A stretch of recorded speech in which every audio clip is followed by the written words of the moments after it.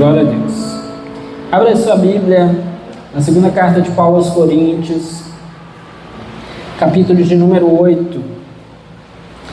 Segunda carta de Paulo aos Coríntios, capítulo de número 8. 2 Coríntios, capítulo de número 8.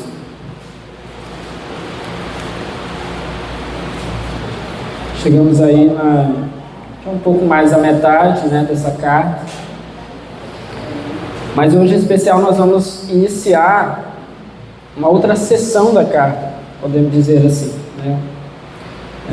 Até aqui, Paulo tratou acerca das suas defesas e buscou glorificar a Deus com isso. E agora ele vai tratar alguns outros assuntos com os irmãos, considerando que já os tem convencido acerca do seu ministério.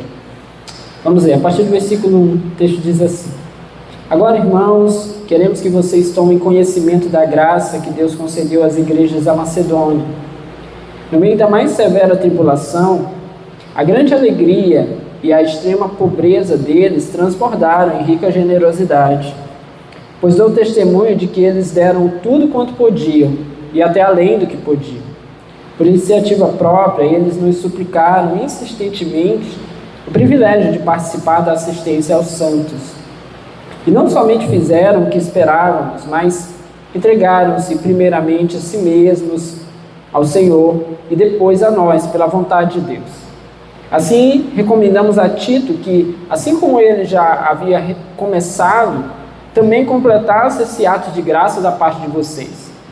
Todavia, assim como vocês se destacam em tudo, na fé, na palavra, no conhecimento, na dedicação completa e no amor que vocês têm por nós, destaquem-se também neste privilégio de contribuir.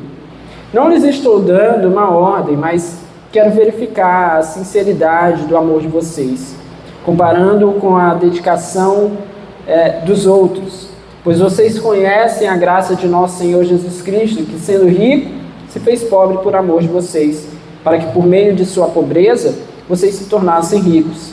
Este é o meu conselho.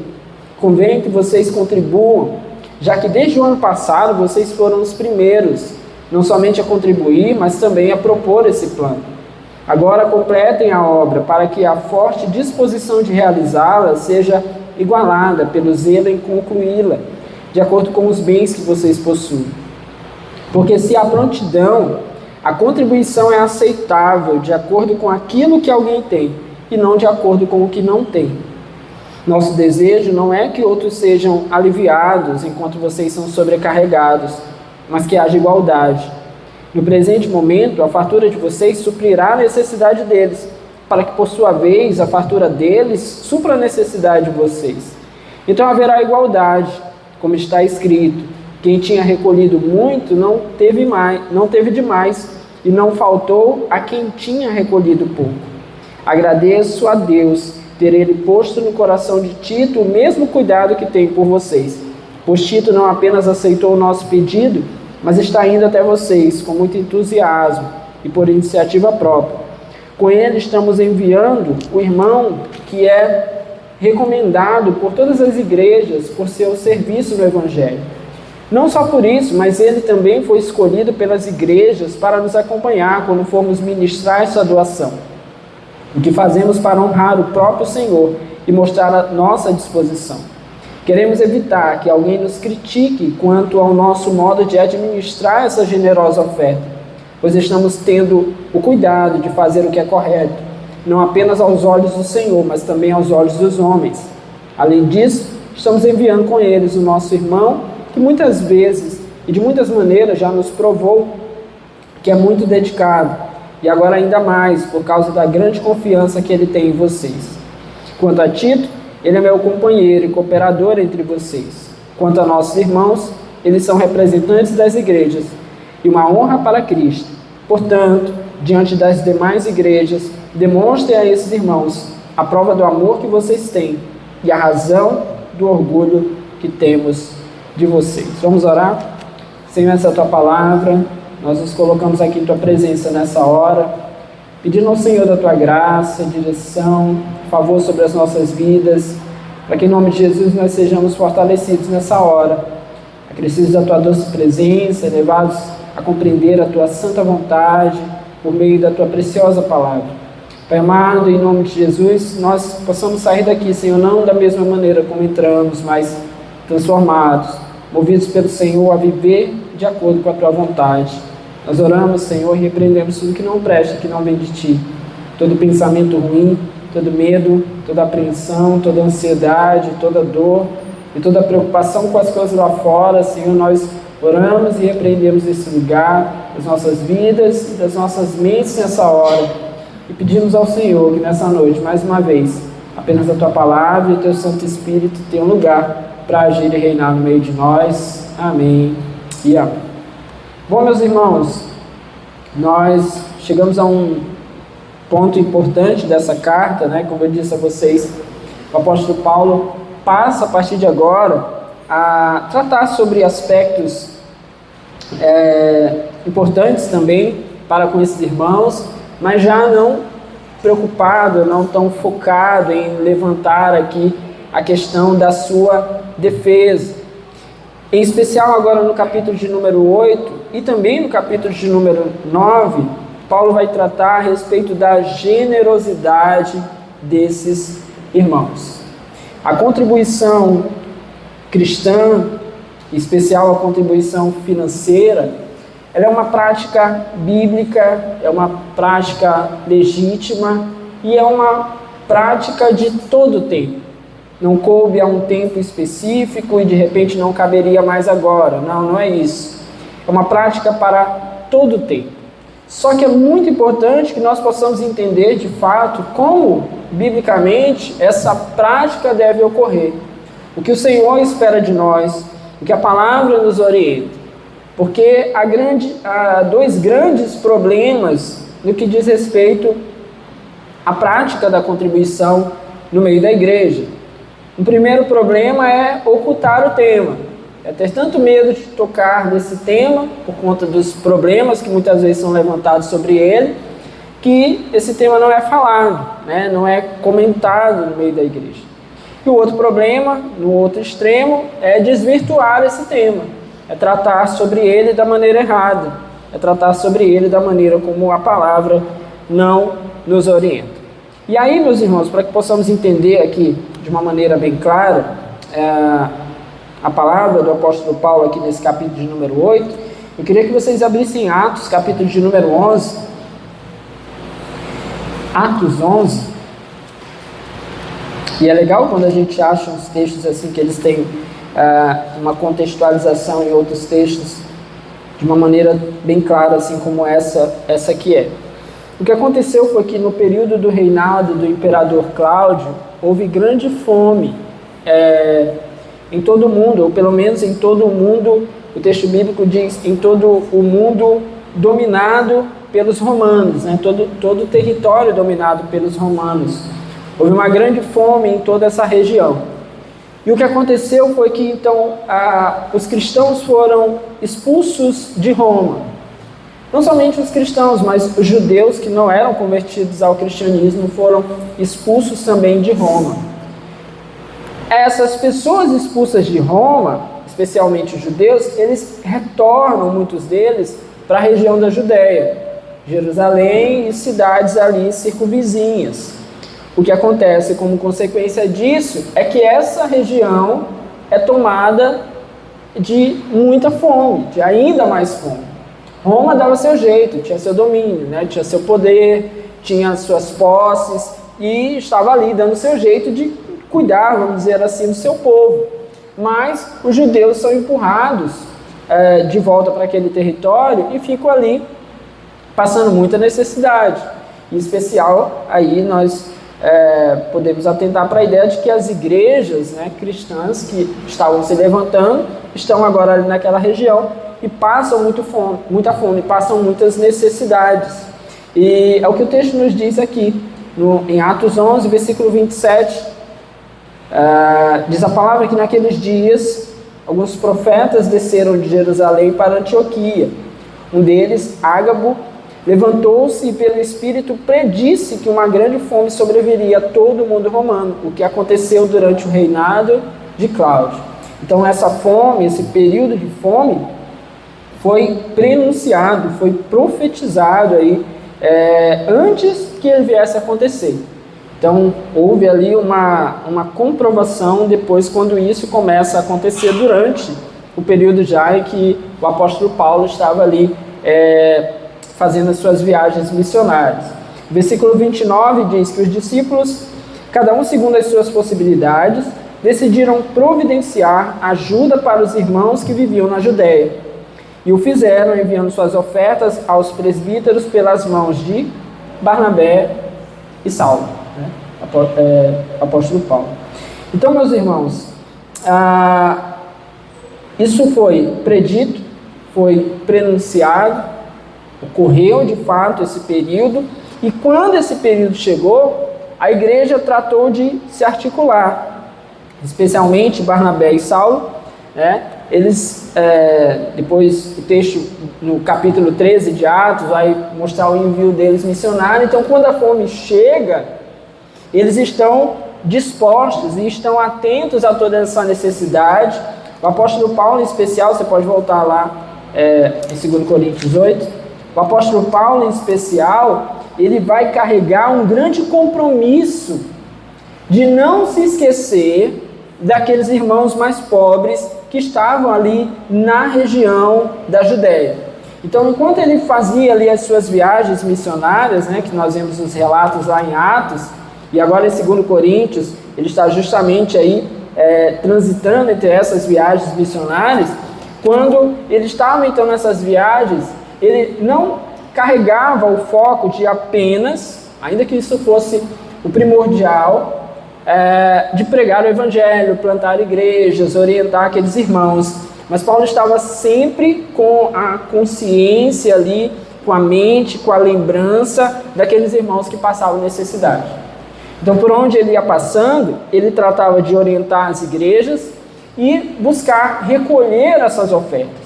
Então, é dentro desse contexto que agora ele vai falar com esses irmãos de Corinto. Falar com eles. Depois nós vamos perceber aqui nas suas palavras que a situação aqui eles se apresentaram como aqueles que poderiam ajudar, só que o tempo passou e eles deixaram isso de lado.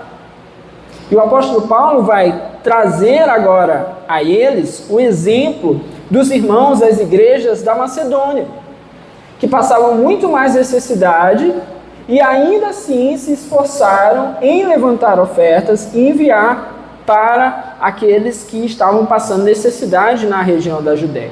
No versículo 1 ele diz: agora, irmãos, queremos que vocês tomem conhecimento da graça que Deus concedeu às igrejas da Macedônia. Esse primeiro ponto aqui é muito importante e é muito interessante também. O apóstolo Paulo vai começar já a tratar essa ideia, né? Ele fala: agora, irmãos, é como se ele dissesse assim: eu falei, me expliquei, mas agora eu quero falar com vocês sobre outras coisas que são muito sérias. Ele diz: agora, irmãos, queremos que vocês tomem conhecimento da graça que Deus concedeu às igrejas da Macedônia. Sobre o que ele vai falar? Ele vai falar sobre esses irmãos da Macedônia que estavam ofertando, contribuindo, se esforçando em ajudar financeiramente os irmãos da Judéia. Mas como ele fala sobre isso, como ele se refere sobre isso, ele diz: eu quero que vocês tomem conhecimento da graça que Deus concedeu a eles. Ou seja, o apóstolo Paulo inicia esse assunto dizendo que contribuir é um ato de graça. Ter a possibilidade de contribuir, assim como esses irmãos da Macedônia estavam tendo essa possibilidade, é um ato gracioso da parte de Deus. É graça da parte de Deus podermos contribuir. O apóstolo Paulo, quando fala a respeito das questões financeiras e de contribuição, nos textos originais, ele usa algumas expressões diferentes, mas várias vezes, em especial nessa segunda carta, no capítulo 8, ele vai focar nessa palavra, expressar essa palavra contribuição por meio da palavra graça. Ou seja, ele correlaciona. A ideia é que contribuir é graça, é gracioso. Poder contribuir é gracioso. E aí a gente vai para aquela ideia da palavra graça que nós temos biblicamente, né, que nos vem muito fácil à mente quando quando nos perguntamos, ou quando nos perguntam o que é graça, aí a gente fala logo, é o favor imerecido de Deus. Então aqui, quando o apóstolo Paulo quer falar a respeito da graça que foi concedida a esses irmãos, o que ele está querendo dizer é que tem um favor de Deus sobre eles que eles nem mereciam. Eles nem mereciam ser participantes daquilo que Deus estava fazendo, mas o Senhor os concedeu essa graça, os concedeu esse favor. Olha, meus irmãos, como nós somos pequenos, nós nem deveríamos ser merecedores, nós não somos de fato merecedores de contribuir com a obra que Deus está fazendo, mas por sua graça, Ele nos dá essa oportunidade. Por sua graça, Ele quer manifestar o seu amor a outras pessoas por meio das nossas vidas. Ele quer manifestar esse amor por meio de nós. E como Ele faz isso? Ele nos concede, por meio de graça, a possibilidade de contribuirmos financeiramente. A graça de Deus é manifestada em nós, ou para nós, e através de nós. Ou seja, a graça de Deus quando temos, e a graça de Deus quando entregamos. Ou seja, não merecia nem receber, mas recebi, graça de Deus. Não merecia nem participar contribuindo, mas o Senhor me permitiu participar disso, e agora eu consigo contribuir. Isso é graça de Deus. A igreja de Corinto estava tomada de graça de todos os lados. Depois ele vai expressar isso melhor. Eles conseguiam expressar seus dons, as suas habilidades, estavam crescendo em vários pontos, mas no que diz respeito à contribuição, eles estavam parados, eles estavam estacionados. E aí ele vai usar o exemplo então dos irmãos crentes da Macedônia para alertar esses irmãos de Corinto. Olha o que ele diz no versículo 2: no meio da mais severa tribulação, a grande alegria e a extrema pobreza deles transbordaram em rica generosidade. Os crentes da Macedônia enfrentavam muitas tribulações e pobreza. Ou seja, além de estarem sendo pressionados, além de faltar para eles uma possibilidade de ficarem quietos, vamos dizer assim, porque as perseguições estavam ocorrendo, enfim, todo esse contexto que nós sempre falamos com relação a esse tempo da primeira igreja. Além disso, eles eram pobres. Além disso, eles passavam muitas necessidades, e isso, meus irmãos, não os impediu de contribuir para com esses irmãos que estavam ali na região da Judéia, também passando por muitas necessidades. A sua condição não impediu que eles contribuíssem. Ao contrário disso, Paulo diz que no meio da mais severa tribulação, ele diz, a alegria deles. Ou seja, eles estavam cheios de tribulação, mas eles conseguiam manifestar alegria apesar disso. Cheios de problemas, mas eles, enquanto igreja, conseguem manifestar, eles estão alegres. Eles estavam em profunda pobreza, extrema pobreza, mas eles conseguiam transbordar em generosidade, riqueza. Eles conseguiam demonstrar uma riqueza que talvez os ricos não tinham, a riqueza da generosidade, apesar de serem eles necessitados, apesar de que eles estavam passando por necessidades, apesar de que eles estavam passando por tribulações, eles transbordam em alegria e generosidade. O exemplo deles para nós precisa ser muito impactante, assim como precisa ser para aqueles irmãos de Corinto, e por isso Paulo usa o testemunho dos irmãos da Macedônia, precisa ser para nós também. Porque muitas vezes a nossa desculpa é de que não temos ou que temos pouco, para não contribuirmos, para não colaborarmos. A nossa desculpa é que está apertado, mas o apóstolo Paulo vai nos revelar que isso não pode ser tomado por nós como desculpa. E ele traz então o testemunho desses irmãos. Ele diz agora no versículo de número 3.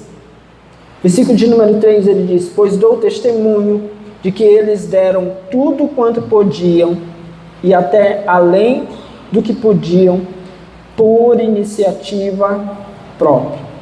Primeiro, a contribuição desses irmãos é sacrificial. Então, tanto quanto nós percebamos que há de fato uma necessidade de contribuir, nós precisamos entender que muitas vezes as nossas contribuições precisam ser até sacrificiais. A oferta deles é uma oferta de fé, ou seja, ela vai além da capacidade deles. Paulo diz: eu dou testemunho, ou seja, eu vi, eu consegui enxergar isso, eu fui testemunha disso. Eles deram não apenas o que podiam, eles deram além do que podiam. A expressão do versículo 2, extrema pobreza, quer dizer que eles passavam realmente por muitas necessidades. Se viravam nos 30 ali para conseguir ter daquilo que os manteria nesse tempo de fome. Mas esses irmãos certamente estavam sendo tocados pela situação daqueles outros irmãos que talvez tivessem mais necessidade. Então pensavam eles: nós não vamos poder ficar aqui de braços cruzados, nós temos que fazer alguma coisa. Então, se temos pouco, do pouco que temos, nós vamos partilhar. E Paulo diz agora no final do versículo 3, por iniciativa própria. Há uma disposição aqui deles. Segue no versículo 4, ele dizendo: por iniciativa própria, eles nos suplicaram insistentemente o privilégio de participar da assistência aos santos. Eles suplicaram, eles pediram, a iniciativa foi deles. Eles não ficaram apenas esperando, eles tomaram uma postura. Os comentaristas apontam aqui para a ideia de que a igreja naquele momento conseguia compreender as contribuições financeiras como um ministério cristão, como se fosse um ministério, servir por meio das finanças, servir por meio daquilo que aqueles irmãos tinham. Por isso eles queriam participar, por isso eles queriam fazer parte. Hoje muitas vezes o que nós vemos são pessoas que querem fazer parte dos ministérios que são mais evidentes, que aparecem mais, né, que levam as pessoas para os microfones. Aí muitas pessoas querem assim. Tem gente que vai numa igreja, tenta, bate lá na porta, e aí passa um tempinho, não conseguiu aquilo que ele queria, aquele ministério evidente, aí ele sai: não, vou para outro lugar, porque no outro lugar eu vou tentar lá e vamos ver se eu consigo. E se não conseguir, vai para o outro, até conseguir a evidência que está buscando. Aqui esses irmãos estão buscando participar das necessidades daqueles outros irmãos. Estão se dispondo a isso, estão procurando meios de fazer. Aqui, meus irmãos, nós precisamos refletir sobre isso. Sobre se temos pensado realmente a possibilidade que temos de contribuir para com aqueles que passam necessidades, se temos pensado nisso como algo que nós precisamos tomar a iniciativa. É uma coisa que eu sempre fiz questão de não ficar ali, sabe, martelando a igreja. Não é falta de ensino, o ensino ele precisa ter. Mas não ficar ali martelando a igreja como se precisasse suplicar. Não pode ser. Meus irmãos, se não fosse uma questão de liturgia, né, de que nós estamos acostumados a isso, por mim nem teria esse momento aqui, sabe, de orar pelas ofertas, né? Ou poderíamos até ter um momento de orar, mas não precisar parar o culto para isso. Por mim, né, hoje a gente tem o Pix, facilita muito. e uma cestinha na porta, para que todo mundo chegasse tendo a sua consciência. Porque nós, enquanto igreja, no começo da caminhada, alguns ainda não compreendem, mas depois que começam a tomar a caminhada, isso precisa ser uma consciência para nós. É o que Paulo está querendo demonstrar aqui para os irmãos de Corinto. Gente, aqueles irmãos lá passando por necessidade, a gente não precisava ficar lembrando. Eles se manifestaram, eles se apresentaram, eles procuraram, eles se colocaram à disposição. Eles não esperaram que alguém ficasse lá pedindo para eles. A partir do momento que eles souberam da necessidade daqueles irmãos, souberam que nós estávamos levantando as ofertas, eles nos procuraram, eles se dispuseram, eles queriam participar e, principalmente, eles consideravam isso um privilégio. O texto diz que eles consideravam um privilégio participar da assistência aos santos. Nós precisamos ter essa consciência também. Contribuir é privilégio. Contribuir é uma possibilidade que talvez algumas pessoas não tenham, ainda que o texto já nos aponte, né? Quem menos tem, ainda tem. Mas contribuir é um privilégio. O Senhor Jesus deixou claro isso quando Ele disse que mais bem-aventurado é dar do que receber. Então nós precisamos ter essa consciência, a contribuição para a assistência dos santos, para o cuidado da vida daqueles que são igreja como nós, precisa ser para nós um privilégio. Outra coisa é que eles tinham aqui uma disposição de dar não apenas o dinheiro, mas a própria vida. Versículo 5. E não somente fizeram o que esperávamos, mas entregaram-se primeiramente a si mesmos ao Senhor e depois a nós pela vontade de Deus. Eles não são pessoas que estão dispostas apenas a entregar o dinheiro. Eles estão dispostos a dar a si mesmos. E Paulo diz, primeiro ao Senhor, depois a nós. Como é isso? Você já ouviu aquela frase? Tem muitas igrejas que usam, né? Deu branco. Missões, lembrei. Missões. Se você não pode ir, você pode enviar. Aí, renca de acomodado, né? Uma renca de acomodado diz assim, eu não posso ir. Eu vou ficar enviando. Aí a pessoa se acha demais, né? Porque ela dá ofertas, contribui, ela se acha o máximo, né? Porque ela está ali, está contribuindo, está dando, e aí sempre com aquele negócio, eu não posso ir, eu não posso ir, eu não posso ir. Mas eu posso enviar. Gente, isso é uma falácia muito grande. Isso é uma mentira muito grande. E é uma mentira que acomoda os crentes. Paulo diz que eles entregaram-se primeiramente a si, ao Senhor, depois a nós, pela vontade de Deus. Ou seja, antes de entregar a oferta financeira, nós precisamos estar dispostos a entregar a nossa própria vida ao Senhor. Estar à disposição de Deus, antes de tudo.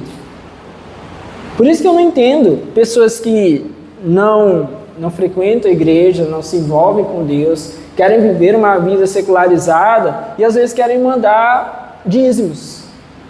Frequente. Tem gente que é mais dizimista fora da igreja do que pessoas que são da igreja. Mandam dízimo. Aqui nós temos uma pessoa que eu não sei nem quem é e que manda dízimo todo mês. Quando não tinha Pix, a pessoa mandava por alguém, não sei quem é. Mandava por alguém, sempre chegava esse envelope. E depois descobriu o Pix. Agora a pessoa está mais confortável ainda, né? Nem precisa entregar para quem trazia. Só faz o Pix. Descobriu o Pix. E está lá, todo mês, né? Não dá nem para rejeitar. Mas enfim, tem pessoas que são assim. Eu não quero envolvimento com Deus, mas eu acho que dando a minha contribuição financeira está resolvido. Gente, isso sacia aquelas pessoas que dirigem igrejas que só pensam no dinheiro. Isso não sacia a vontade de Deus. A vontade de Deus é que nós estejamos envolvidos, que nós estejamos entregues a Ele.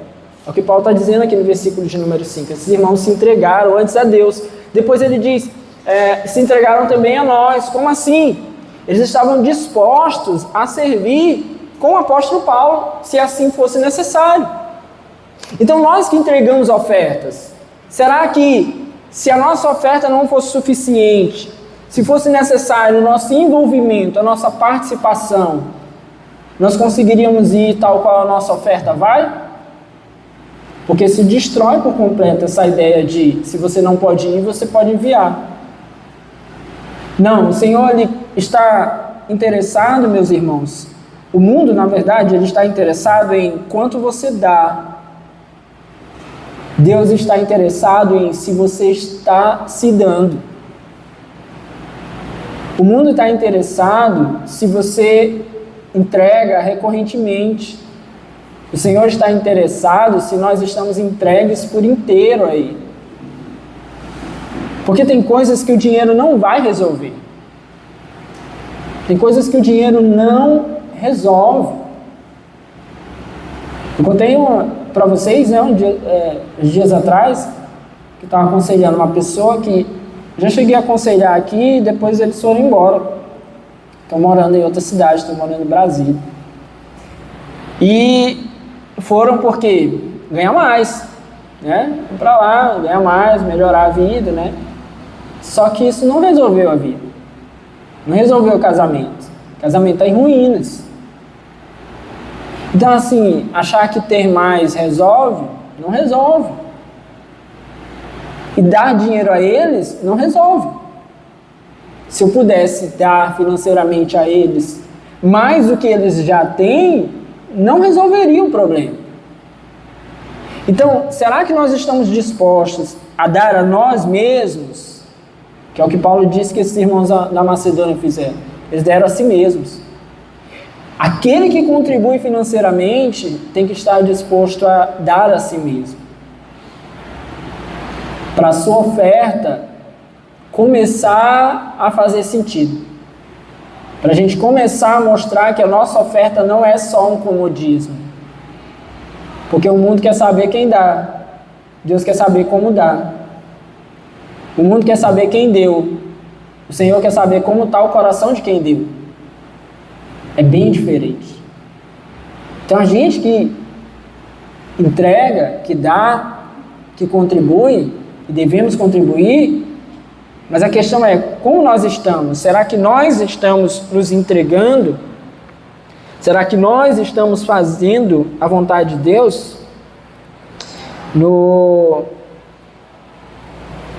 evento aqui das crianças, eu não lembro qual foi, eu sei que a história contava a história da evangelização dos Aucas, dos índios Aucas no Equador. Não sei se algum de vocês estava aqui, vai lembrar. Mas eu me lembro da Neuza contando essa história. E um desses missionários, Jim Elliot, certa vez ele falou assim, não é tolo aquele que dá o que não pode reter para ganhar o que não pode perder. Porque ele foi questionado, por que havia tanto entusiasmo em fazer essa obra ali, naquele lugar remoto, que ninguém dava valor. Ele disse assim, é como se as pessoas dissessem, você é um tolo ir para ali, e a sua vida, e as suas coisas. E ele disse, não é tolo aquele que dá o que não pode reter. Ou seja, nosso dinheiro, a nossa vida, isso nós não temos domínio. Mas ele disse que dava para ganhar o que não podia perder. A vida eterna. Dar àqueles índios a possibilidade de vida eterna. E aquilo eles não perderiam. Homem nenhum no mundo teria poder para tirar deles a vida eterna. Então o problema muitas vezes é que nós valorizamos e hipervalorizamos aquilo que não deveria ter tanto valor. Então é muito fácil entregar financeiramente sem dar a nós mesmos, sem entregar o nosso coração, sem entregar a nossa vida. Não quer dizer com isso que a gente vai dizer assim, então agora, enquanto eu não entrego a minha vida, eu não dou. Não, a questão não é essa. A questão é, eu preciso entregar a minha vida. Entregar financeiramente vai ser consequência de entregar a mim mesmo.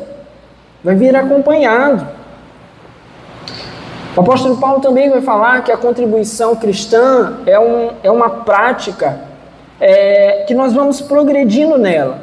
Olha o que ele diz no versículos 6 e 7. Ele diz, assim recomendamos a Tito que, assim como ele já havia começado, também completasse esse ato de graça da parte de vocês. Todavia, assim como vocês se destacam em tudo, na fé, na palavra, no conhecimento, na dedicação completa e no amor que vocês têm por nós, dediquem-se também neste privilégio de contribuir. Bom, a primeira questão aqui é que começar bem não é garantia de terminar bem. O que Paulo está falando é que, nós falamos nos cultos passados, né? Tito foi enviado até eles, para saber como eles estavam, para ver qual havia sido a reação deles, se eles haviam mudado, enfim. Uma das coisas que Tito foi enviado também para lá, foi para saber como eles estavam em relação às suas ofertas. Por quê? Porque eles haviam se comprometido. Por isso que Paulo diz, recomendamos a Tito que, assim como ele já havia começado, também completasse esse ato de graça da parte de vocês. Porque o que parece aqui, o que o texto vai revelar, na verdade, é que esses irmãos, eles começaram a se organizar, a planejar isso, talvez começaram a contribuir, mas depois isso retrocedeu. Isso acontece com muita gente, sabia? Dá aquela empolgada. Todo mês eu vou dar uma cesta básica. Agora, além do meu dízimo, eu vou dar uma oferta para esse projeto aqui, eu vou dar essa oferta mais lá na igreja, pensando nisso, eu vou cuidar de um missionário em tal lugar, contribuindo financeiramente, aí a gente começa.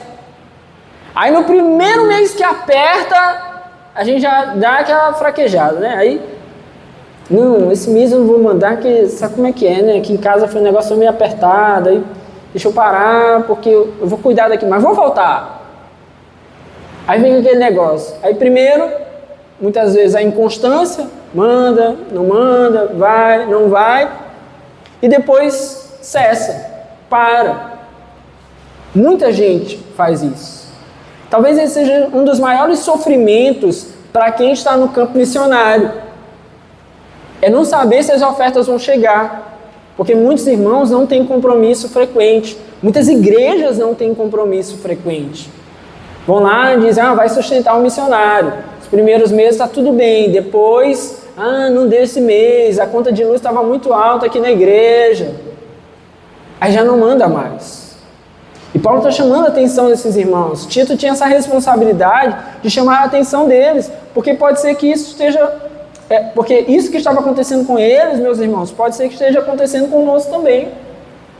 Termos começado, feito promessas, termos nos comprometido e depois termos deixados para trás.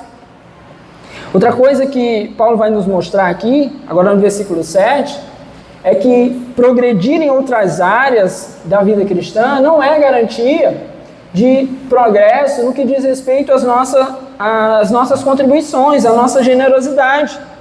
Todavia, assim como vocês se destacam em tudo, na fé, na palavra, no conhecimento, na dedicação completa e no amor que vocês têm por nós, Paulo diz, destaque-se também neste privilégio de contribuir.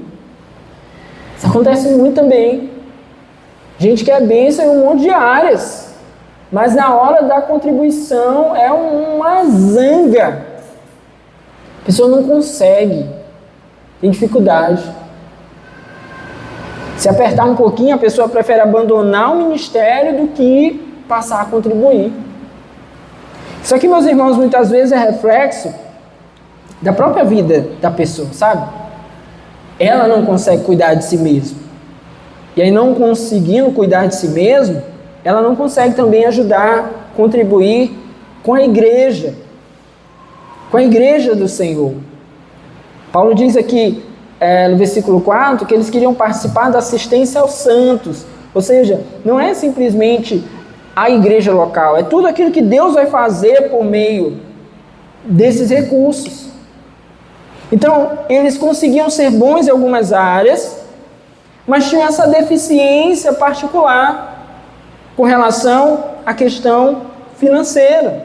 Na contribuição financeira, eles eram nulos, apesar de estarem crescendo em tantas outras áreas. Então nós precisamos nos atentar para isso. Outra coisa aí, a gente vai pular os dois próximos versículos. No versículo 10, Paulo diz, este é o meu conselho, convém que vocês contribuam, já que desde o ano passado vocês foram os primeiros, não somente a contribuir, mas também a propor esse plano. Isso aqui vai na mesma linha daquilo que ele falou no versículo 6. Então ele começou falando, mandei Tito tal, para lembrar vocês, agora que ele já foi mais claro. Meus irmãos, ano passado vocês estavam empolgadão, hein? Falar, vamos contribuir, todo mundo. Eles propuseram, é o que Paulo diz aqui. Eles propuseram um plano, né? Realmente, vamos lá, vamos ajudar os irmãos lá que estão passando necessidade. Na hora do vamos ver, já se vai um ano aqui e eles não estão ajudando. Ou seja, aquele negócio de muita empolgação. Mas, meus irmãos, não se assiste os necessitados apenas com boas intenções. Não basta ter a boa intenção, é necessário de fato que haja a prática. É necessário de fato que nós estejamos agindo, fazendo, cumprindo. Paulo está encorajando esses irmãos para que eles não fiquem apenas na questão das boas intenções. Às vezes a gente vai ficar empolgado, emocionado com uma situação. Tipo, na conferência nós passamos aqui, né, aquele vídeo dos missionários lá do sertão. E talvez naquele dia você, outras pessoas saíram daqui, poxa, que interessante, eu tenho que passar a ajudar missionários. Se não esses, mas procurar outros missionários que nós possamos ajudar. Eu tenho que separar isso no meu mês, eu tenho que estar preparado para isso, porque é necessário, a igreja tem que ajudar. E a gente saiu daqui empolgado e de repente aquilo não se cumpriu, não se estabeleceu. E deixa eu dizer um segredo para você, se você só pensou em fazer e não fez, o dinheiro não chegou na conta lá do missionário. É incrível isso, talvez você nem acredite, mas não chegou. Porque a boa intenção não vai fazer chegar lá a ajuda àquele que está necessitando no campo. Não vai. Então, temos que ter mais do que boas ações, mais do que apenas uma disposição. Nós precisamos ter ação. Outra coisa que Paulo fala ainda aqui, versículo de número 11, agora completem a obra para que a forte disposição de realizá-la seja igualada pelo zelo em concluí-la, de acordo com os bens que vocês possuem. Ou seja, ok, vocês lembraram, pensaram, talvez hoje seja aqui o nosso papel de fazer tal qual o apóstolo Paulo. Beleza, naquele dia vocês pensaram, vocês saíram daqui empolgados, mas vamos lá, galera, vamos fazer agora. Parece aquela coisa de, vai virar o ano e agora esse ano eu vou estar focado, eu vou para academia, eu vou fazer dieta, vai dar tudo certo. Tem que fazer. Tem que fazer, porque só pensar em fazer, só se propor num primeiro momento e não fazer, não vai adiantar de nada. Ninguém perde uma grama porque pensou em ir para a academia, porque pensou em fazer uma dieta. O dinheiro não vai cair para ajudar aqueles que são necessitados se nós só pensamos em fazer. É necessário que nós, enquanto igreja, de fato, façamos. E meus irmãos, isso é algo que eu tenho pedido a Deus que a gente possa crescer enquanto igreja. Sermos aperfeiçoados nisso.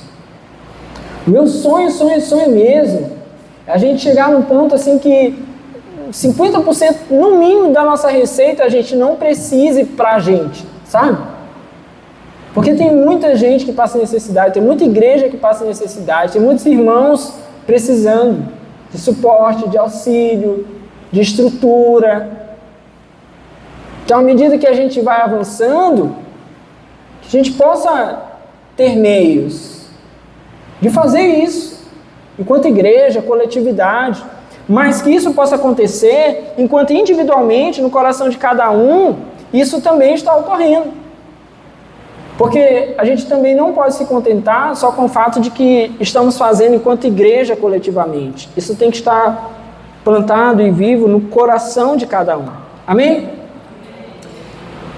Versículo 8 e versículo 9, a palavra vai nos mostrar que a contribuição, ela não deve ser resultado da pressão dos homens, mas do exemplo, e principalmente do exemplo do próprio Senhor Jesus Cristo. Versículo 8, ele diz: não lhes estou dando uma ordem, mas quero verificar a sinceridade do amor de vocês, comparando com a dedicação dos outros. Ora, a primeira coisa é que nós precisamos contribuir, e a nossa motivação primária tem que ser o amor. Por que fazemos o que fazemos? Por que contribuímos? Porque amamos. Então nós não fazemos apenas por uma obrigação. Tem que ter amor. Então Paulo diz: não estou dando uma ordem, mas quero verificar a sinceridade do amor de vocês. Se a igreja cresce em amor, ela não precisa receber ordens para contribuir. Se nós estamos amando mais, nós não precisamos ter ordens para contribuir. É o que Paulo está dizendo.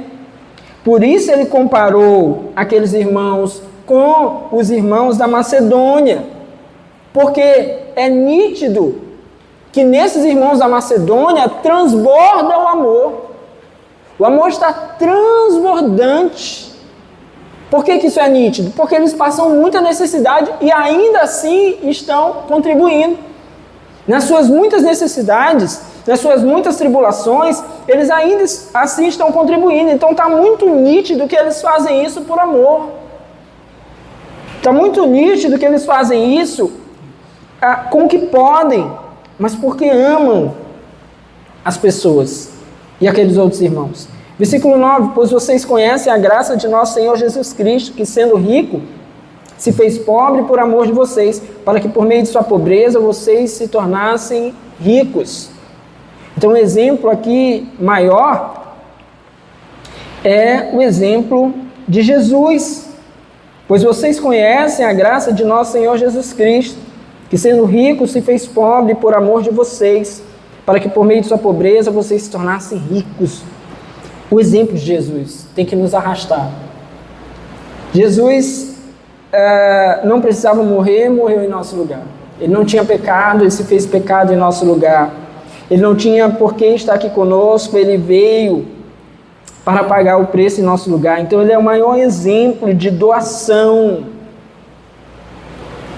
Ele é o maior exemplo aqui de entrega, o Senhor Jesus Cristo.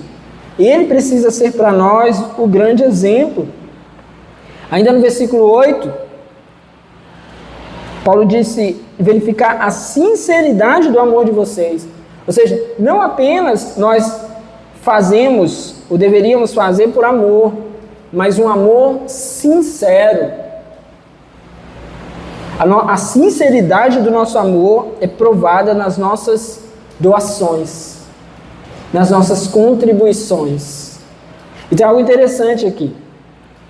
Essa palavra sincero, ela vem de duas palavrinhas que significa sincera. Sincera. Juntou, ficou sincero. Como isso, pastor? O que isso tem a ver com isso aqui? Bom, tinha alguns artesãos de alguns países do Oriente Médio que eles faziam peças de porcelana fina. Fina não apenas na sua qualidade, beleza, mas eram peças finas também na sua estrutura. E aí o que acontecia? Muitas vezes, ao manipular essas peças, elas quebravam. Elas quebravam, rachavam, e aí a partir do momento que quebrava, rachava, ela perdia o seu valor. E aí haviam comerciantes inescrupulosos que pegavam essas peças quebradas ou compravam a um preço, preço de banana, daqueles que estavam vendendo e a peça tinha quebrado. Você tem peça quebrada? Aí tem, então eu te dou um valorzinho aqui, você me dá ela. Beleza, eles iam lá e vendiam. Aí esses caras mau caráter, eles pegavam essas peças e remontavam elas, preenchendo com cera. E elas preenchidas agora de cera, eles voltavam para o mercado, e porque não tinham escrúpulos, o que eles faziam? Eles vendiam essas peças pelo preço das peças originais. Então gente mau caráter faz isso. E aí aqueles comerciantes e aqueles fabricantes, né, que eram honestos, o que eles precisaram passar a fazer? Eles tinham que destacar as suas peças. Então quando eles iam vender, eles escreviam lá, sem cera. Ou seja, íntegro, original, não tem nada aqui de ruim colocado, material ruim, não. São peças sem cera. E aí, ao longo do tempo, isso virou a palavra sincero. Então Paulo diz aqui, ó, vocês têm que provar, por meio das suas contribuições, um amor sincero. Um amor que não é enxertado de outras coisas. Sabe por que isso é importante para nós? Às vezes a gente contribui só para mostrar que contribuiu. Só para dizer que fez. Mas não age sinceramente. Às vezes a gente dá, contribui, ajuda, enquanto julga ao mesmo tempo. Enquanto fica pensando ao mesmo tempo no que está por trás daquilo ali. Já tive isso, sabe? De contribuir, de entregar meu dízimo e ficar assim, desesperado por trás. O que a igreja fazia com o meu dízimo? Com o dízimo que eu entregava, né? E isso é um mal muito grande, meus irmãos. Se você estiver numa igreja, aqui, ou um dia, em qualquer outro lugar, onde você não consegue ter paz no seu coração para contribuir, confiando que você está numa igreja séria, que fará coisas sérias para a glória de Deus por meio desses recursos, procure outro lugar. Porque se quebrou completamente a confiança. Porque vai ser uma peça assim, manipulada, com cera, que vai ter aparência de boa, mas não é. Então, se não é de confiança, nem contribua, não faça. Mas pior é o nosso coração não conseguir carregar essa sinceridade quando nós contribuímos. Então, nós precisamos pensar sobre isso, refletir sobre essas questões. Não apenas se eu dei, mas como está o meu coração quando eu dou? Se realmente é amor, se tem sinceridade nisso. Outra coisa que Paulo vai falar sobre essa questão das contribuições é que a nossa contribuição, ela precisa ser proporcional na sua expressão. Como isso? Versículo 12. Porque se há prontidão,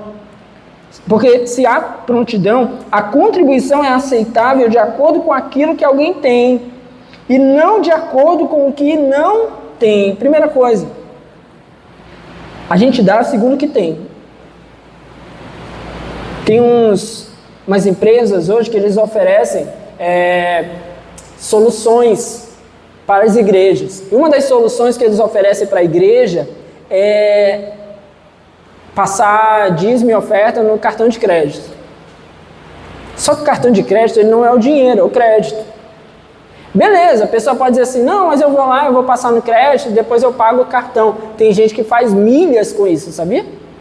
Passa na igreja, contribuição no cartão de crédito, para depois pagar o cartão, porque cartão quando você usa ele, alguns, né, você tem a possibilidade de ter milhas. Aí tem gente que faz isso. Mas tem gente que também, né, para mim isso já está errado. Mas tem gente que vai além.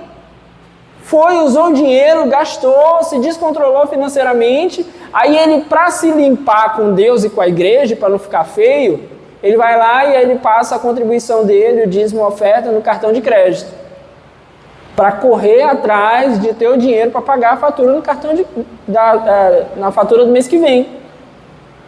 Ou seja, ele não tem dinheiro, ele está dando o que ele não tem.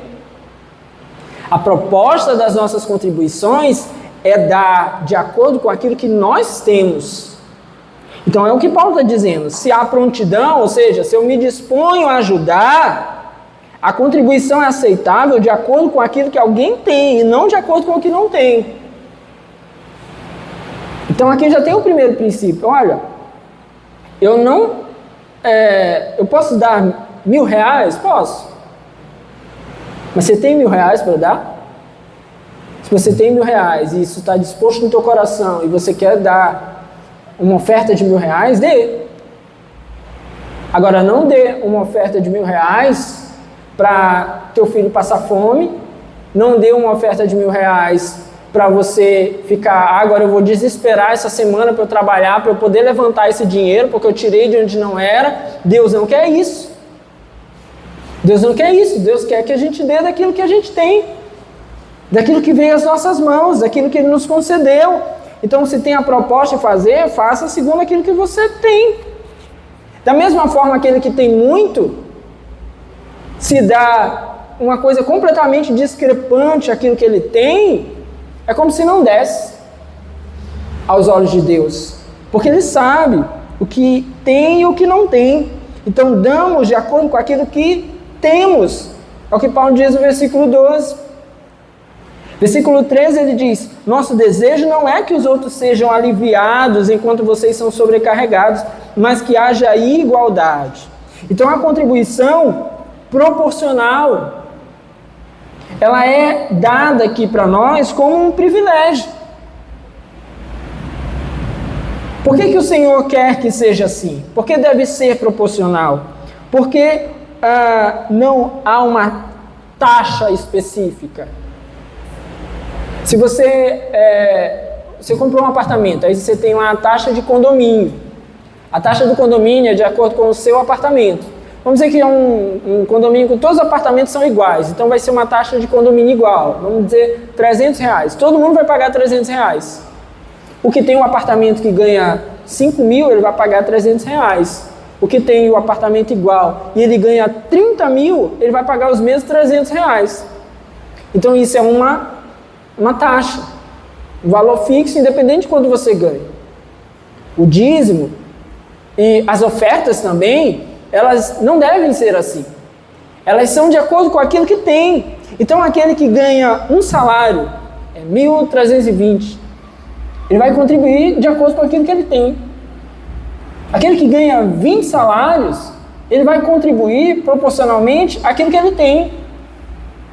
E aquele que dá mais, porque aqui a questão é proporcional, ele não deve se achar superior ao que deu menos. Porque um deu 10% e o outro deu 10% também. Então 10% para mim tem que ser igual a 10% de qualquer um. Vai pesar, entre aspas aí, na nossa renda da mesma maneira, da minha e da sua. As contribuições precisam ser proporcionais. Então Paulo diz, sendo feito assim, vocês não vão se sentir sobrecarregados. Vocês vão se sentir iguais. Essa é a ideia. De que tanto dízimos quanto ofertas sejam dadas na proporcionalidade daquilo que cada um de nós pode fazer. E aquele que de repente tem um salário maior, uma renda maior, e por isso ele entrega mais, ele não pode se achar superior àquele que deu menos, porque a sua renda é menor. Porque ele deu proporcionalmente igual. Vamos supor que alguém ganhe 20 mil reais. Aí o seu dízimo seria, R$2.000. Mas aí ele diz assim, não, eu estou vendo que aqui nessa igreja, a maioria das pessoas só ganha um salário mínimo, 1.320. Então o dízimo deles é R$132. Então se todo mundo dá 132, eu não vou dar 2.000 também. Eu vou dar 1.000 e mesmo assim ainda vou ser superior a eles tudinho. Está errado também. Porque não é isso que o Senhor quer. O que o Senhor quer é que nós sejamos iguais, que não nos consideremos superiores aos outros. Por isso o Senhor estabelece que as nossas contribuições devem ser de maneiras proporcionais. Outra coisa que a contribuição proporcional ela oferece é igualdade e não desequilíbrio. Versículo 14. No presente momento, a fartura de vocês suprirá a necessidade deles, para que, por sua vez, a fartura deles supra a necessidade de vocês. Então haverá igualdade, como está escrito, quem tinha recolhido muito não teve demais, e não faltou a quem tinha recolhido pouco. O que o Senhor quer estabelecer aqui é esse princípio de igualdade, onde não há sobrecarga e onde uns suprem as necessidades dos outros.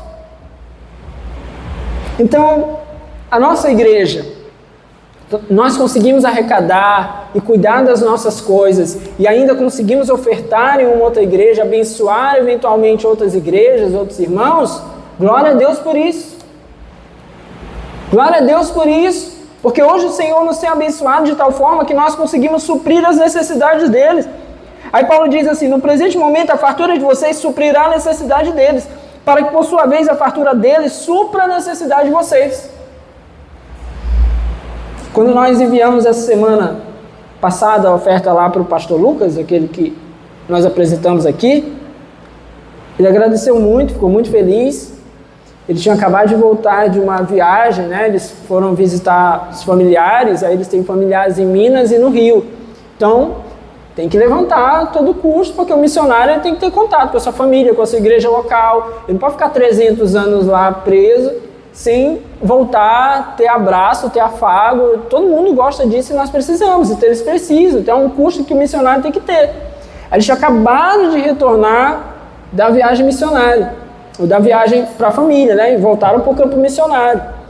E aí veio o pedido, né, para eles gravarem o vídeo, e aí nós levantamos a oferta, enviamos a oferta para eles, enfim. E aí quando ele mandou um áudio agradecendo, e aí ele falou justamente sobre isso. A gente ia acabar de retornar e a gente tem muitas necessidades, né? Então a gente ia ter que esperar, chegar, e veio e já vai nos ajudar. Isso já vai nos ajudar muito. E agradeceu. Eu falei: meu irmão, glória a Deus por isso, que bênção, estamos felizes, né? Só peço que orem por nós. Então, se nos, entre aspas aí de novo, né, sobrou recursos e podemos enviar, meu irmão, manda aí a oração daí para cá que a gente está precisando também. E aquilo que a gente pode entregar, nós entregamos. E se Ele pode nos entregar a oração e bênção sobre a nossa vida, orando ao Senhor para que continuemos com o ministério próspero, que assim seja. E é assim que nós precisamos pensar. Ora, se eu tenho conseguido abençoar, glória a Deus, o Senhor me abençoará de outra maneira, usará a vida de outras pessoas para nos abençoar também. É assim que o Senhor faz. E aí, tendo dito isso, talvez a grande questão que fique agora é: mas como confiar na igreja, ou como confiar nas pessoas que estão à frente da igreja? Como confiar que esse dinheiro vai ser bem administrado? Aí Paulo vai falar agora sobre a questão da administração que a igreja tem que ter sobre esse recurso. Porque, de fato, é necessário que a igreja seja transparente, é necessário que os pastores e líderes consigam demonstrar confiança para a igreja, para que a igreja continue abençoando e contribuindo. Paulo tinha consciência disso, de que aquele que cuida, ele precisa ter um coração limpo, puro, as mãos limpas também, para cuidar do dinheiro da igreja. É por isso que muitos obreiros aí, desqualificados, acabam depois se mostrando aí como lobos devoradores no meio da igreja. Recebem os recursos e destroem os recursos da igreja. Usam para si, usam para privilégios. Hoje está cheio de páginas aí no Instagram, agora eu fico até denunciando eles. Agora estão mostrando até as fotos deles para dizer o que os caras usam lá. Cara, tem de tudo. Tem de tudo. É claro que temos que ser cuidadosos, né, em fazer julgamentos. A gente não sabe onde é que veio o recurso do cara. Mas alguns assim são muito discrepantes. Muito discrepantes mesmo. Então nós precisamos pensar sobre isso. Então Paulo mostra aqui a necessidade da igreja administrar honestamente esse recurso. Então a primeira coisa que ele diz aí, versículo 16. Ele diz assim, ó: agradeço a Deus ter Ele posto no coração de Tito o mesmo cuidado que tem por vocês, pois Tito não apenas aceitou o nosso pedido, mas está indo até vocês com muito entusiasmo por iniciativa própria. Com ele estamos enviando o irmão que é recomendado por todas as igrejas por seu serviço no Evangelho. Aí ele diz: não só por isso, mas ele também foi escolhido pelas igrejas para nos acompanhar quando formos ministrar essa doação, o que fazemos para honrar o próprio Senhor e mostrar a nossa disposição. Então a primeira coisa, Paulo era fiel à sua promessa. Qual foi a sua promessa? De que ele estava arrecadando os recursos para enviar para aqueles irmãos. Então ele assumiu um compromisso, era isso que ele tinha que fazer. Então a primeira coisa para a igreja ser transparente, para os líderes serem transparentes meus irmãos, nós assumimos o compromisso de fazer isso. Fizemos. ir mostrando, demonstrando. É isso que está sendo feito. Aqui estão sendo investidos recursos. Aqui nós estamos enviando. Se necessário, mostrar os comprovantes, que seja, mas tem que ser demonstrado. E Paulo tinha essa preocupação. Ele assumiu o compromisso, então ele, firmando o compromisso, ele foi cumprir esse compromisso.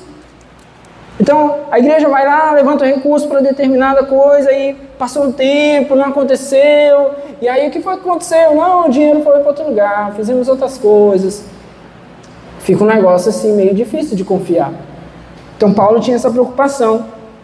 Outra coisa que ele tinha preocupação é com o propósito. O propósito era glorificar a Deus. Ele diz, versículo 19 aí no final, o que fazemos para honrar o próprio Senhor e mostrar a nossa disposição. Ou seja, o fim principal de tudo é glorificar a Deus. Então os recursos que arrecadamos, aquilo que fazemos tem que ser para glorificar a Deus. Ah, mas se a gente ajeitar o som da igreja, tem que ser para a glória de Deus. Ah, se ajeitamos a estrutura, melhoramos, tem que ser para a glória de Deus. O nosso coração tem que estar muito inclinado nisso. Porque há coisas que, principalmente as questões estéticas, elas tendem a roubar muito o nosso coração para uma glória humana. Então a gente tem que ter esse cuidado. Então, por exemplo, um tempo como esse, ar-condicionado na igreja não é luxo, né? A gente está aí pegando as ondas de calor, todo mundo está falando isso todo dia. Ar-condicionado na igreja não é luxo.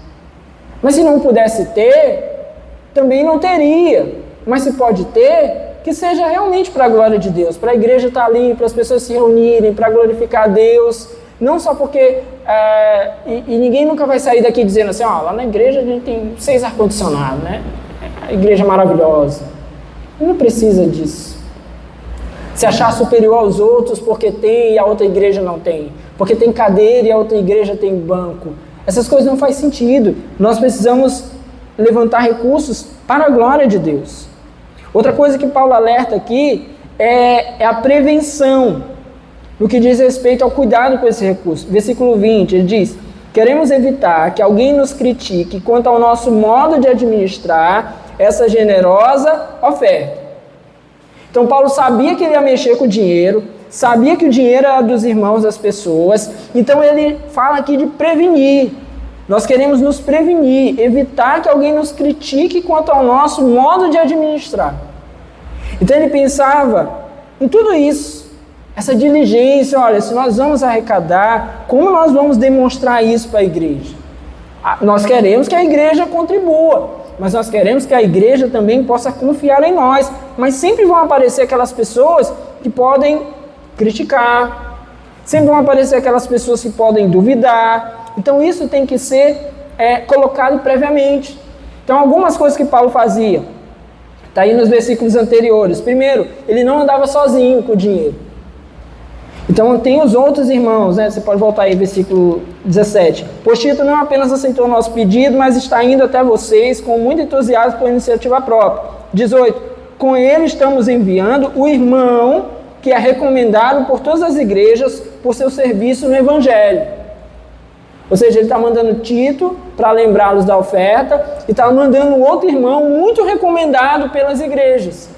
Por quê? Para que houvesse confiança por parte da igreja de que aqueles recursos estão sendo adequadamente empregados, arrecadados e adequadamente empregados. Então vamos dar exemplo aqui da nossa igreja. A gente tem o diaconato que recolhe as ofertas, confere. Aí a gente sempre orienta eles, ó, não pode estar sozinho, pelo menos 2 tem que estar lá. Né? Por quê? Porque para roubar tem que roubar os 2. Né? No mínimo tem que ter 2. Graças a Deus nunca tivemos nenhum indício de nada. Louvamos a Deus por isso. Mas é uma forma de vigilância. Porque um dia eu estou com a cabeça preocupada, por exemplo, nas minhas contas. Aí me entrega a oferta aqui, eu subo para contar. E aí eu estou sozinho. Aí Satanás vem, né? Ninguém vai ver. Ninguém vai olhar. Se tu tirar aí, ninguém vai perceber. Culto de quarta-feira, né? Que vem menos gente, arrecada menos. Aí vai dizer assim, olha, entrou uma oferta grande hoje, né? Ninguém vai perceber se tu tirar 100. Satanás faz isso. Então nós temos que nos precaver. A conta da igreja, né, onde cai o dinheiro lá, ela não pode ser movimentada sozinha. Tem que ser o presidente, no caso eu, e a tesoureira. Então eu não faço nada só e a Help também não consegue fazer nada só. Tem que ter uma senha dupla. Então faz, o outro vai lá e finaliza. Dá raiva na hora de a gente dizer assim, não, mas vai demorar, né? Às vezes o cara já está lá para comprar uma coisa lá para a igreja, aí os meninos que vão comprar as coisas lá passam raiva no supermercado. Mas isso é uma segurança para a igreja. Aí além disso, acabou de fazer, a gente manda lá, a Help sempre manda lá no grupo da diretoria, que aí já são 4 pessoas, presidente, vice-presidente, tesoureiro e secretário. Aí o comprovante vai para lá. Por quê? Para todo mundo da diretoria saber. Então, aí, ainda que chegasse a dizer, Help, um tênis aqui para mim. Aí o Help vai lá e autoriza. Aí tem que mandar o comprovante para lá. Porque se um dia aparecer qualquer coisa e alguém questionar, aí o próprio pessoal da diretoria pode dizer assim, olha, isso aí eles agiram de má fé mesmo, o comprovante nem foi mandado lá no grupo. Você está entendendo? Aí a gente tem uma terceira, quarta, quinta camada, sei lá, que ainda a gente tem um conselho fiscal, que eles revisam tudo aquilo que a gente fez, pega os relatórios de todo ano para revisar. Desse ano a gente ainda está devendo para eles, porque esse ano a gente começou a usar o sistema, então a gente ainda está apanhando, até que ele vai chegar, viu gente? Os relatórios para vocês. Em nome de Jesus, as minhas estão se reunindo toda semana aí com sono, mas vai dar certo. Mas precisa disso, por quê? Porque isso é uma segurança para a igreja. Aí lá no nosso estatuto da igreja diz assim, que se o conselho fiscal achar alguma coisa, eles podem fazer a denúncia, eles podem chamar uma assembleia da igreja, denunciar o que está sendo feito de errado na assembleia da igreja os irmãos podem depor o pastor, pode tirar o pastor, se assim bem entenderem, porque o pastor não é dono da igreja. Então tudo isso, meus irmãos, é segurança para nós mesmos. Isso é muito importante. É muito importante. Paulo tinha essa consciência já, olha, antes do Pix, Paulo tinha essa consciência, né? No Pix é melhor ainda, que fica lá registrado, você pode dizer lá, ó, isso aqui é oferta, isso aqui é dízimo, mandei dia tal, hora tal, está lá registrado. Isso é maravilhoso. Bênção de Deus. Outra coisa que Paulo fala aqui é sobre honestidade, versículo 21. Pois estamos tendo cuidado de fazer o que é correto, não apenas aos olhos do Senhor, mas também aos olhos dos homens. Então ele mesmo tinha o seu cuidado de ser honesto, de proceder honestamente. Os homens precisam ter essa consciência. Gente, isso é tão sério que... vou abrir aqui rapidinho, depois você vai olhar lá. 1 Timóteo capítulo 3... Paulo dá as atribuições ou as características dos bispos, né, dos pastores, dos presbíteros. Aí ele diz assim, versículo 2: é necessário, pois, que o bispo seja irrepreensível, marido de uma só mulher, moderado, sensato, respeitável, hospitaleiro, apto para ensinar. No versículo 4 ele vai dizer que saiba governar bem a sua própria família, tendo os filhos sujeitos a ele com toda a dignidade. Porque se alguém não sabe governar a sua própria família, como cuidará da igreja de Deus? Ora, aqui de repente você diz assim, ó, aqui não tem uma questão relacionada às finanças, porque lá no dos diáconos tem, né? Eles falam a respeito de que ele não pode ser dado a lucro desonesto. Aqui eu digo que para o presbítero, para o pastor, tem mais do que isso. Tem a questão da sua vida como um todo, porque se ele não consegue cuidar bem das suas finanças pessoais, a começar das suas, ele não vai ser moderado. Se ele é gastador, se ele se atrapalha nas suas próprias contas, ele não é alguém moderado. Ele não é alguém sensato, porque ele gasta demais, porque ele usa cartão de crédito com dinheiro que ele não tem, porque ele estoura toda vez o cheque especial, porque ele sai devendo os outros e não paga. Ele não tem sensatez. Ele não vai ser respeitável. Por quê? Porque ele está devendo todo mundo, porque ele tem que virar o canto da rua para não cruzar com as pessoas, porque ele está devendo e não paga. Então ele não é alguém respeitável. Por fim, ele não é alguém que governa bem a sua própria família, porque passa necessidade à sua família, porque ele não sabe governar bem, porque ele não sabe cuidar bem das finanças da sua casa. E aí Paulo diz, e se não sabe cuidar da sua própria casa, como poderá cuidar da igreja de Deus? Aí quando a gente volta aqui e lê 2 Coríntios, Paulo falando sobre essas coisas, a gente entende por que alguém que vai cuidar da igreja tem que primeiro saber cuidar das suas próprias finanças. Porque ele vai ter que agir honestamente. E se ele está todo enrolado, tem muita chance dele não conseguir agir honestamente. Dá espaços, brechas aí para suspeitas, para se levantar suspeitas acerca da sua condição. Não pode, meus irmãos, não pode. Por fim, Paulo elogia os seus companheiros de ministério e a própria igreja que estava ali contribuindo. Ele diz, versículo 22, além disso estamos enviando com eles o nosso irmão que muitas vezes e de muitas maneiras já nos provou que é muito dedicado e agora ainda mais por causa da grande confiança que ele tem em vocês. Quanto a Tito, ele é meu companheiro e cooperador entre vocês. Quanto a nossos irmãos, eles são representantes das igrejas e uma honra para Cristo. Portanto, diante das demais igrejas, demonstrem a esses irmãos a prova do amor que vocês têm e a razão do orgulho que temos de vocês. Paulo usa aqui as suas palavras para encorajar aqueles irmãos. Como ele faz isso? Ele elogia aqueles irmãos que estavam o ajudando nessa tarefa de levar as contribuições. É importante isso também. É importante reconhecer. Por isso que volta e meia eu falo aqui, gente, agradeço a igreja que contribuiu nisso. Fico feliz porque a igreja tem contribuído, tem sido fiel. Nós podemos fazer isso aqui. Por que nós fazemos isso? Para que a igreja possa despertar para o fato de que isso tem sido agradável a Deus. E se há alguém que não tem feito, que ainda não tem despertado, que possa despertar com o fato de que os outros irmãos estão sendo bênção.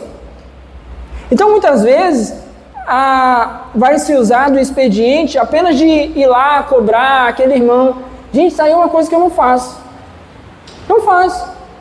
E cobrar aquele que não está sendo dizimista como se ele tivesse uma dívida, como se ele tivesse algo a pagar. Não. E por que não isso? Porque, antes de tudo, se você é um cristão, você precisa despertar amor e consciência a respeito daquilo que é a nossa obra. E como você vai despertar? Conhecendo a palavra de Deus e vendo que o restante da igreja e os outros irmãos têm sido bênção. Gente, cada coisinha, cada detalhe aqui em termos de estrutura é participação de cada irmão que tem sido bênção. Mas cada oferta, cada ajuda que nós começamos agora a poder contribuir, abençoar outros irmãos, outras igrejas, isso é parte desse cuidado também dessa igreja. E bom, se isso não é o suficiente para nós despertarmos, que precisamos fazer parte disso, se o próprio exemplo de Cristo, como Paulo falou, não é suficiente, o que será?